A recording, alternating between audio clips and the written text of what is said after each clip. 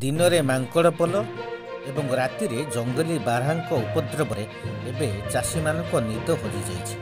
ଏ ଦୃଶ୍ୟ ହେଉଛି କେନ୍ଦ୍ରାପଡ଼ା ଜିଲ୍ଲା ମହାକାଳପଡ଼ା ବନାଞ୍ଚଳ ଅଧୀନ ସୁନିଧି ପଞ୍ଚାୟତର ନ୍ୟୁ ଫିଲ୍ଡର ପାର୍ଶ୍ୱରେ ଥିବା ଲୁଣା ଜଙ୍ଗଲରୁ ଶହ ଶହ ସଂଖ୍ୟାରେ ବାରହା ପଲ ଧାନ କ୍ଷେତରେ ପଶି ପାଚିଲା ଧାନ ଫସଲକୁ ଖାଇବା ସହ ବ୍ୟାପକ କ୍ଷତି କରୁଥିବାର ଦେଖିବାକୁ ମିଳିଛି।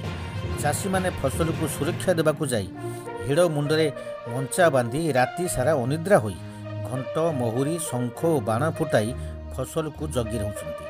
ଜଙ୍ଗଲୀ ବାରହାଙ୍କ ଉପଦ୍ରବରୁ ଧାନ ଫସଲକୁ ରକ୍ଷା କରିବାକୁ ଯାଇ ଚାଷୀମାନେ ବିଭିନ୍ନ ଉପାୟ ଅବଲମ୍ବନ କରୁଥିବା ବେଳେ ବନ ବିଭାଗ କିନ୍ତୁ ନୀରବ ଦ୍ରଷ୍ଟା ସାଜିଛି।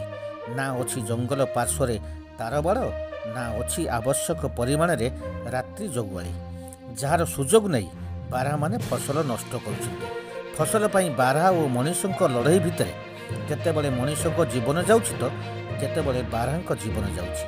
ଜଙ୍ଗଲ ପାର୍ଶ୍ୱରେ ତାରବାଡ଼ ନିର୍ମାଣ ପାଇଁ ଗ୍ରାମବାସୀମାନେ ବାରମ୍ବାର ଦାବି କରି ଆସୁଥିଲେ ମଧ୍ୟ ଏହାର କିଛି ଫଳ ମିଳୁନି ବୋଲି ଗ୍ରାମବାସୀମାନେ ଅଭିଯୋଗ କରିଛନ୍ତି।